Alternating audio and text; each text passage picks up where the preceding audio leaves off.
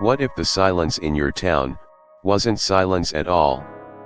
What if the stillness you pass by every night, the flickering lamppost, the dead phone line, the radio static were signs of something watching, something remembering, something waiting? Tonight's story takes you deep into the forgotten corners of Cayuga, a town that disappeared not with a bang, but with a whisper. Where a strange signal fell from the sky, and two ordinary voices uncovered an extraordinary truth. What began as a hum on a telephone line became a gateway to something ancient. Something patient. Something that does not ask for permission to change you, only that you choose to listen. As the night unfolds, we follow Faye and Everett, two souls drawn by curiosity into a moment that will never be spoken of again, but never truly disappear. Because some disappearances don't leave behind a crime scene, they leave behind a frequency. One that echoes long after the story ends. So before we begin, ask yourself this. If you heard something no one else could hear, would you follow it? And once it spoke back, would you keep listening? Cayuga. The kind of town where even the shadows know their place. It sat quietly on the edge of the desert, suspended somewhere in the dry stillness of 1950s New Mexico. A town of rotary phones and neon diner signs, where everyone knew everyone and nothing ever truly changed, at least, nothing you could see. It was the kind of place where silence wasn't absence, but routine. Where night didn't fall, it settled. Gently. Reluctantly. On this particular evening, the sky had folded into a deep, unsettling black. No clouds. No wind. The stars barely flickered like tired eyes struggling to stay open. The basketball game at the school gym drew most of the town into a single room of noise and light. Elsewhere, the streets were still. Too still. Faye sat behind the switchboard, her fingers skimming over wires like a pianist stalling before the first note. She was 16, sharp as a radio signal on a clear night. She liked facts. Logic. But there was a part of her, the part she didn't say out loud, that always felt like something unseen was listening back. Everett, older, fast-talking, the voice behind Cayuga's small-town radio station, roamed the edge of the crowd at the gym with a recorder slung over his shoulder. He interviewed strangers with the casual confidence of someone who believed truth lived in between questions. He knew how to speak. And more importantly, he knew how to listen. They crossed paths just outside the gym under a flickering street lamp, traded words, small smiles, jokes. Harmless. Unmemorable. Or so they thought. Neither of them noticed it then, the subtle tremor in the air, like the sky had exhaled too slowly. But the town did. Cayuga was beginning to wake up, just in time to be forgotten. Back at the switchboard, Faye settled into the hum of routine. The room was warm, lit by amber bulbs and the soft ticking of machines that had grown to know her rhythm. She adjusted her headset, took a breath, and began patching through calls. One at a time. Clean. Efficient. Comforting in its repetition. Until it wasn't. At first, it was nothing, a pause in the background of a call. A small gap. Then came the sound. Not static. Not feedback. Something, structured. A low, rising whine that bent into itself, folded back, repeated but never in quite the same way. It didn't pulse like electricity. It breathed. Like a whisper from behind a wall. Faye's fingers froze mid-switch. She pressed the receiver tighter to her ear, listening again. It wasn't a line malfunction. She'd heard those before, harsh, blunt, noisy. This was different. Softer. Older. Like a memory hidden inside the wire. Her chest tightened, the kind of tightness you get when you feel you're not alone, even though no one else is in the room. Then something strange happened. For just a second, no more than a blink, her vision blurred. Not her eyes. Her mind. Like a single frame out of place in a film reel. She shook her head, pulled off the headset, and let the silence rush back in. But it didn't feel like silence anymore. It felt like waiting. She called Everett. He answered quickly, voice laced with curiosity and caffeine. "What is it?" "There's something on the line," she said, voice hushed. "It's not normal. You need to hear it." 15 minutes later, Everett stood in her office, headphones pressed tight, his brow furrowed in disbelief. She replayed the recording. The sound filled the room, melodic but mechanical, irregular but intelligent, like someone trying to talk through layers of time. Everett didn't speak for a moment. Then he said, softly, "That's not static. That's a message." They listened again. And again. And the more they listened, the more it didn't sound like something trying to talk to them. It sounded like someone. And it wasn't just speaking. It was searching. Inside the radio booth, Everett adjusted the levels with a precision that came from years of speaking into silence. He had played strange sounds before: shortwave leaks, garbled transmissions, Cold War ghost frequencies, but none like this. This sound breathed differently. It moved. Lived. As if the machine was no longer playing a recording but letting something speak through it. He leaned into the microphone and said, "To anyone listening, we need your help." This noise came through a local switchboard. "If you've ever heard anything like it, call now." And then he played it. The room filled with that strange rhythm. Static layered with purpose. Frequencies folding inward, irregular but not random. It didn't scream. It invited. The kind of sound that made your thoughts feel like they weren't entirely your own. At first, nothing happened. Then a click. The phone line lit up.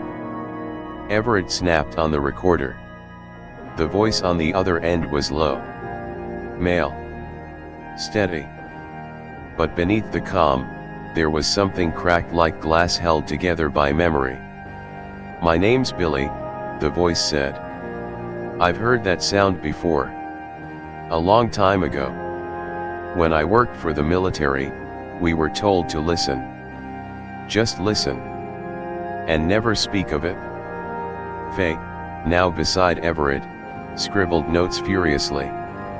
Billy continued, pausing between breaths, like the air itself resisted his words.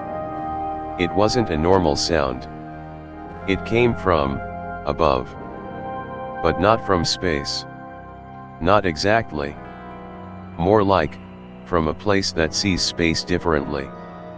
Everett asked, "What happened when you heard it?" The silence that followed wasn't hesitation. It was trauma. "They started disappearing," Billy said. "Not all at once. One by one. Men would walk off into the desert during watch and never come back. Others just stopped responding. They'd freeze, eyes wide open, whispering things that made no sense. And then, gone. But the worst part wasn't that they vanished. It was that no one remembered they were ever there. Orders came down. Forget them. And we did. Or tried to." Faye looked at Everett, eyes full of disbelief. Billy's voice grew fainter, as if moving away. "That sound isn't just a signal. It's a key. It opens something. It brings them closer. And once it knows you've heard it, it doesn't let go." And then the line died. No click. No tone. Just gone. Everett stared at the receiver like it might come alive again. Faye didn't speak. She didn't have to. They both knew something had shifted. Not just in the room in the night itself. They had opened a door. And now, something was listening back. The tape kept running, though no sound followed. Everett checked the levels. Nothing. The line had been erased or never existed. Billy's voice already felt like a dream, a memory left behind in someone else's mind. But the words lingered. Not just in the air. Inside them. Faye clutched her notepad, but the ink on the last line looked wrong, shaky, almost blurred, like the moment she wrote it, something had tried to pull it back. Everett replayed the recording. It was there. Then it wasn't. They listened again. Still gone. Faye whispered, "They're removing it?" Everett didn't laugh. He didn't joke. He just stared at the spinning reels of the recorder, now empty of meaning. It's like it was never there. They decided to trace the call to find out where Billy had called from. But the line had no log. No switch point. It hadn't come through the board. It had just appeared.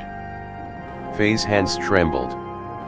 If this is what they do, if they can erase voices, what else can they erase?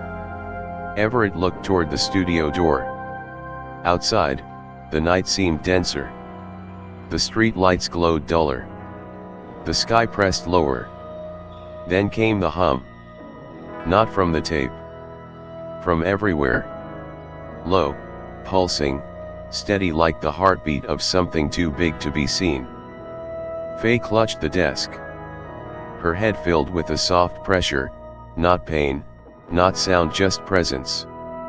As if something was passing through her thoughts, not reading them, not stealing them, replacing them. She gasped. Everett turned. "What is it?" Faye stared at the ceiling. "I just forgot something." "What?" She shook her head slowly. "I don't remember." They looked at each other, two people caught in a moment where the world was still spinning, but not in the direction it was meant to. Outside, the fog crept in over the rooftops, slow and deliberate, as if it too was listening. Searching. The phone rang once. Then stopped. They didn't answer. Because for the first time, they weren't sure what voice might be on the other end or if it would be their own. The fog rolled in slow, crawling low over the streets like a living thing, its breath winding between telephone poles and under porch steps, quiet and unnoticed, like it had always belonged there. But it hadn't. Just hours before, Cayuga was a town filled with the ordinary noise of nightly rituals, the thump of basketballs in the gym, radios humming in kitchens, screen doors creaking under the weight of desert wind. Now the town was silent. Not the kind of silence that comes from sleep, but the kind that arrives when something has paused the world just long enough to slip a piece of it away. Faye stepped outside the switchboard office and looked up. The sky above was wrong. Not in shape or color, but in stillness. Stars usually blinked, twinkled, flickered with life. But now they hung there like dead bulbs, too sharp, too distant, like someone had painted them on. The town looked normal, but only if you didn't stare too long. The street lights still glowed, but they pulsed faintly, like they were breathing. The power lines hummed, but the hum had a rhythm now, like a code hidden beneath routine.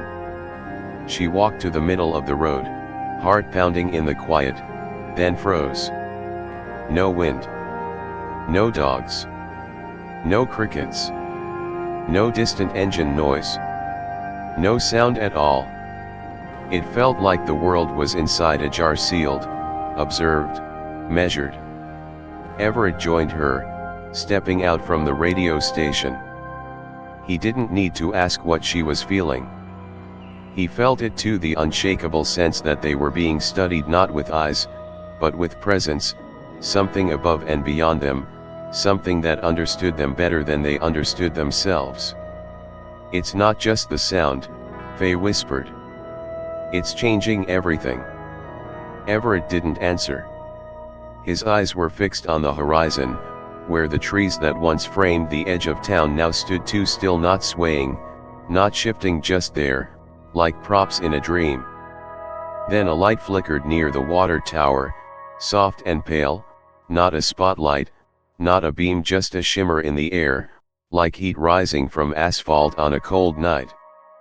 Faye turned toward it, but as soon as she looked, it was gone. Not hidden. Gone. She shivered, though the air was warm. Everett stepped back inside to check the signal logs. Faye followed, unwilling to be alone outside. But inside, the switchboard had gone dark.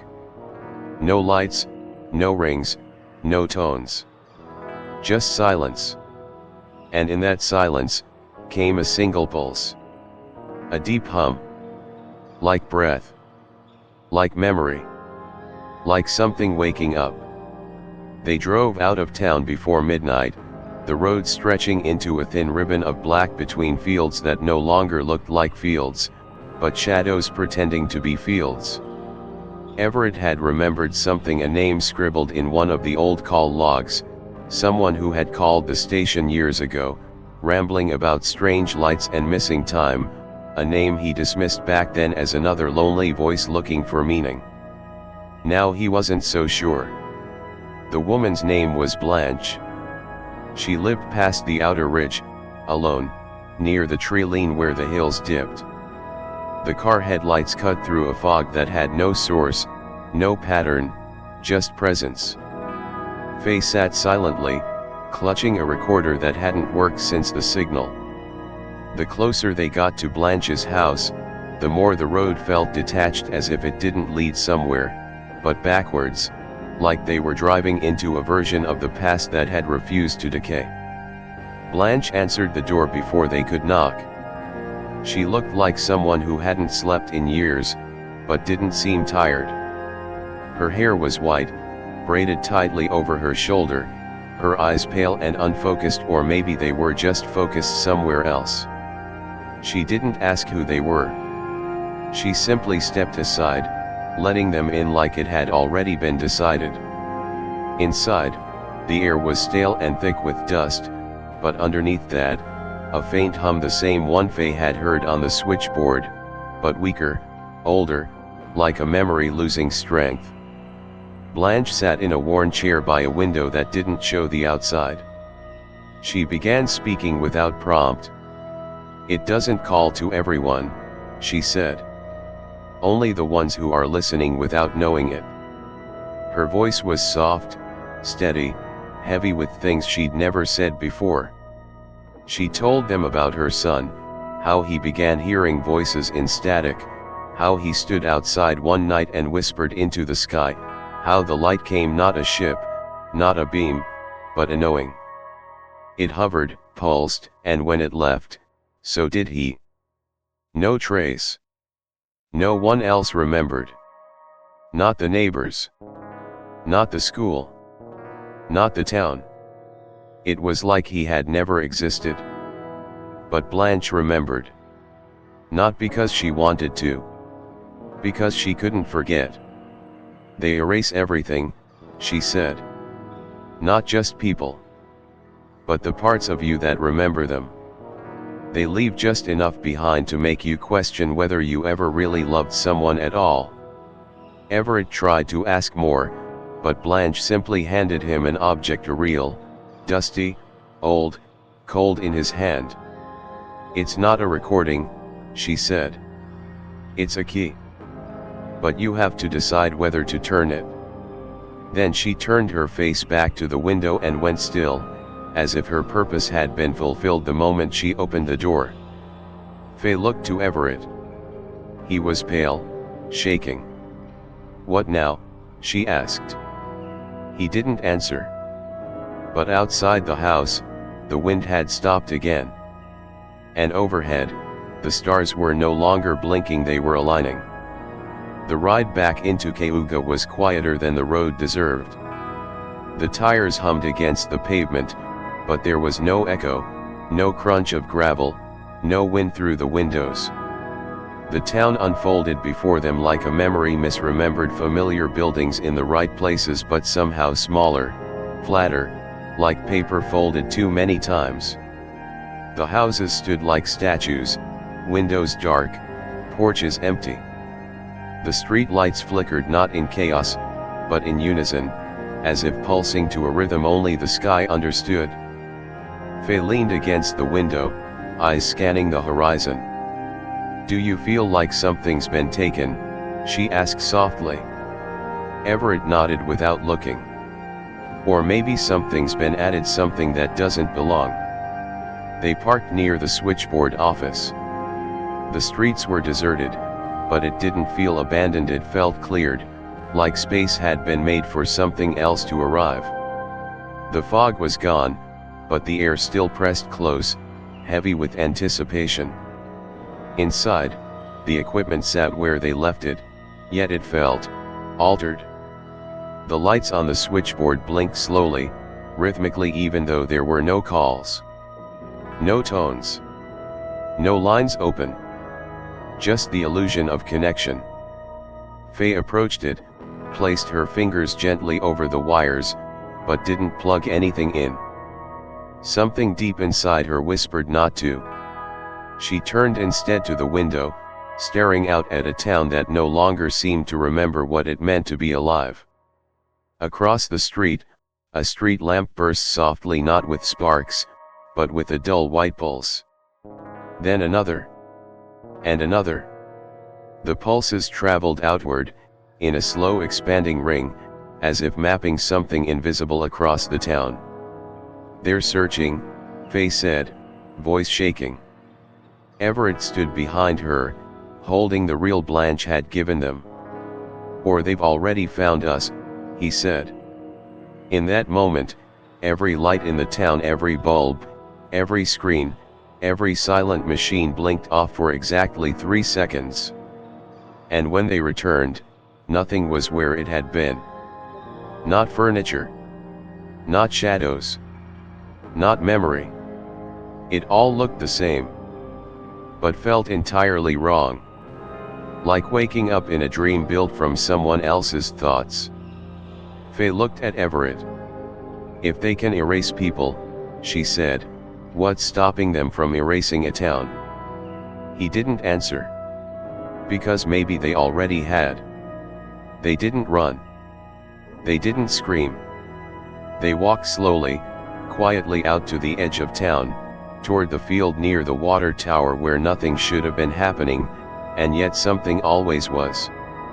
The grass there bent against no wind, flattened in circular patterns too perfect to be accidental. The sky above had shifted to a deep violet, not quite night, not quite dawn, just a hollow space between definitions. And there, hovering soundlessly, was the presence. Not a ship. Not a shape. Just a distortion. Like heat rising in still air, but massive, deliberate, watching. It wasn't hovering like a helicopter. It wasn't mechanical. It was aware. Faye stopped walking when her breath caught in her throat. She couldn't see its edges, only where it wasn't. The stars bent around it. The wind changed its path. The air itself held its breath. Everett lifted the reel, instinctively, as if it might respond. And it did. The distortion shimmered barely perceptible, then sent down a thread of light. Not a beam. Not a spotlight. Just a thin, pale thread, like a string unspooling from the sky, descending slowly toward the field, brushing the grass like a fingertip reading a page. Where the light touched, the ground glowed faintly. Not with heat. With memory. Sounds began to return, but not from around them. From within. A hum inside their ears, a static embedded in their minds. The same pattern. The same pulse. But this time, layered with voices. Not words. Not speech. But the feeling of voices. Urgency.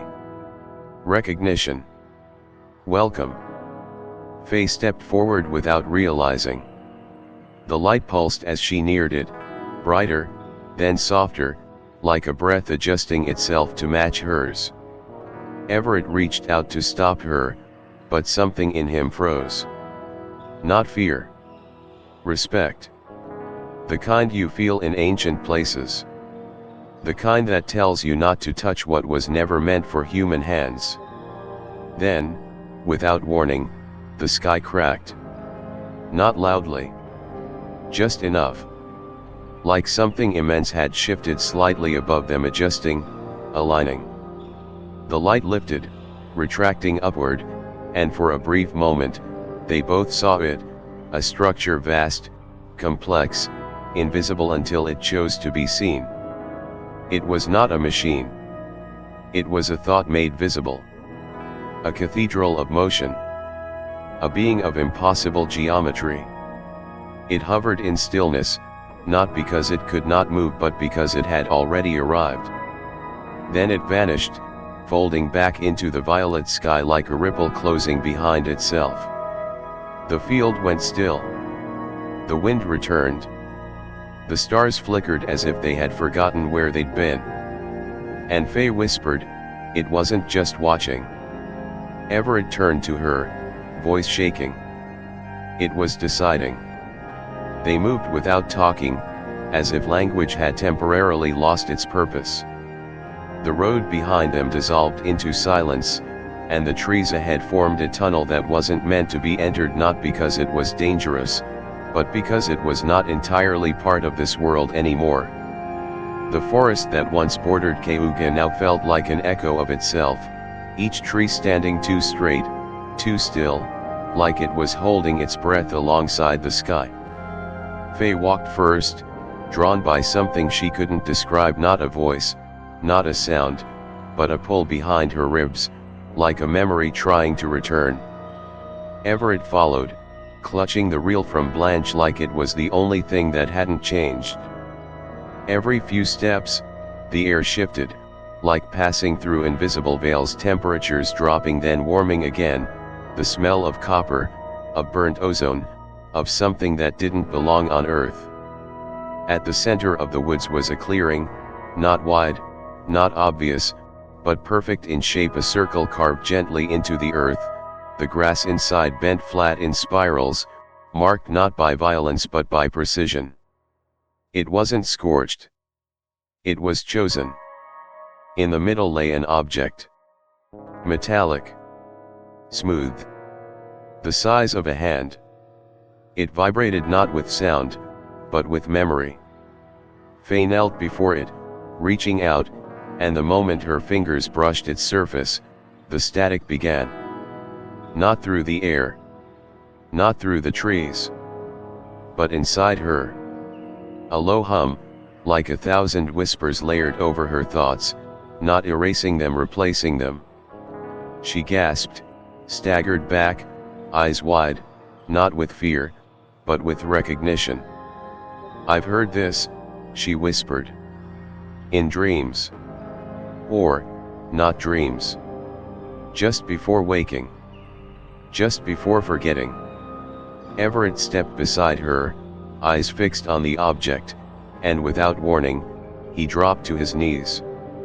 His lips moved. No sound came out. But Faye heard it. Inside her skull. A rhythm. A pattern.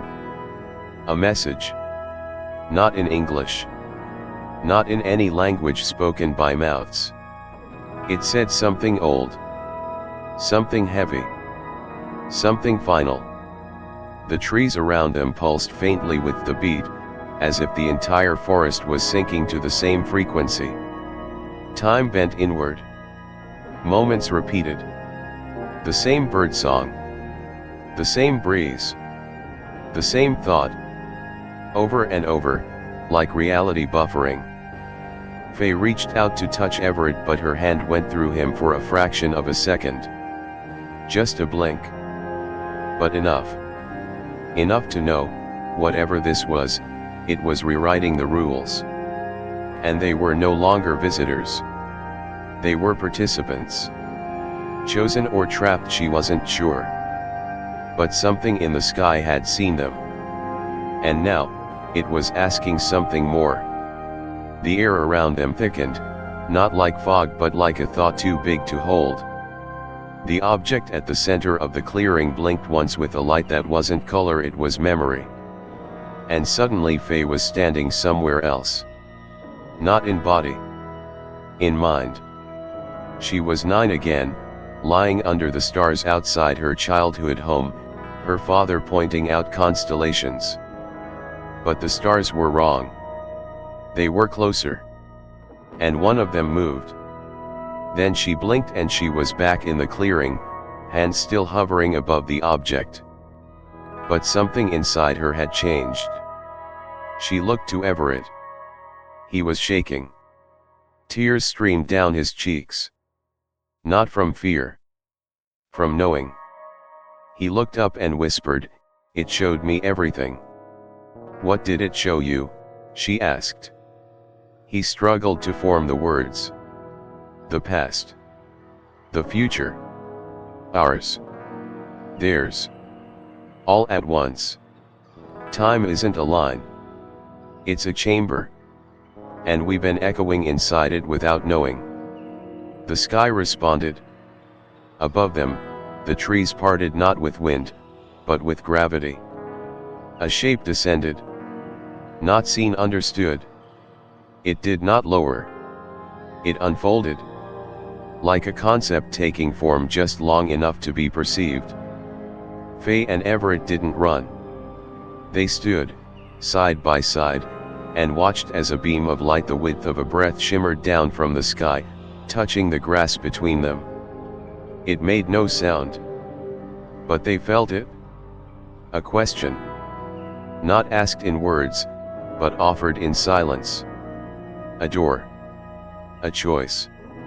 A threshold. Everett took her hand. No words. No plan. Just the answer already inside them. They stepped forward. Into the beam. The light folded around them like water made of memory. Their feet never left the ground, but the world beneath them slipped away. The stars flickered. The wind stopped. And the air all around stilled. Not a sound. Not even their breath. Just that soft resonance. And then, they were gone. They didn't speak. There was no time for words. Time itself had thinned, stretched out like a veil fluttering in slow motion, and beyond it, something waited, not with hunger, not with menace, but with infinite stillness. The clearing was gone. Or maybe they had simply moved past it. There was no more wind, no more earth underfoot, only the sensation of standing within a memory that was still being written. The light around them didn't glow. It held. It carried warmth without heat, pressure without pain, and in that quiet place between heartbeats, they understood this wasn't an abduction. It was a conversation. Not in language, not in images, but in resonance. A question rose between them like vapor. Do you accept? Faye looked at Everett, and for the first time, she saw him not as a man, not as a voice behind a microphone, but as a thread in a vast, unseen pattern, one that had always been there, looping through time, fraying gently at the edges of knowing. He nodded, tears in his eyes, not of fear, but of surrender, not to something darker, but to something wider. Something truer. They held hands. They stepped forward. And the world folded. It didn't disappear. It breathed, exhaling light, inhaling memory. For a moment that had no beginning and no end, they existed as everything they had ever been: children, strangers, friends, fragments of wonder scattered across a sky too large for names. They saw themselves through 1,000 eyes, heard their thoughts ripple through minds not their own. They touched the past not as a story, but as a texture. And they touched the future not as fate, but as possibility. Then the veil closed. The clearing returned. Empty. The next morning, the sun rose over Cayuga like it always did, slow, amber, unremarkable. The town stirred to life, coffee brewed, windows opened, radios clicked on. The basketball court was still dusty from the night before, the janitor sweeping up forgotten echoes. But not everyone returned. Faye's station sat quiet, her headset unplugged, her notes left half scribbled. Everett's booth was cold. His tapes stacked neatly, the reel missing.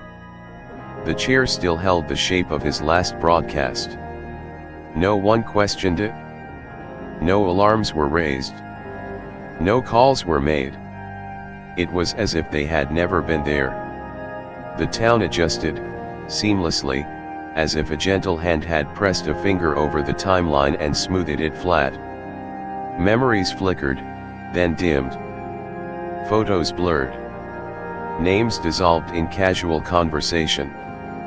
Some people paused when passing the switchboard window, sensing an absence they couldn't name.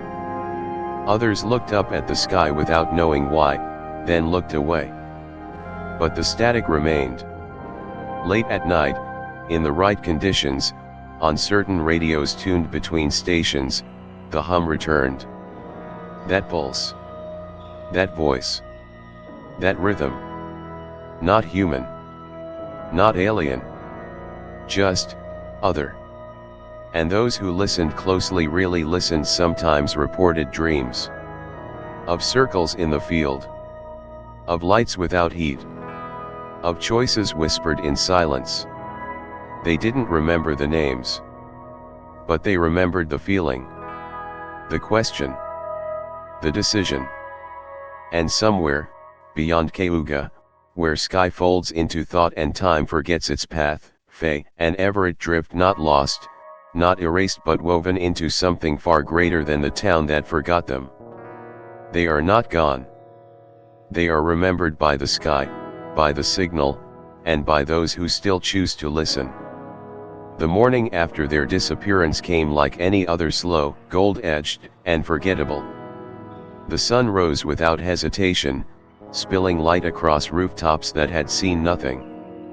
Or so it seemed. Cayuga was quiet.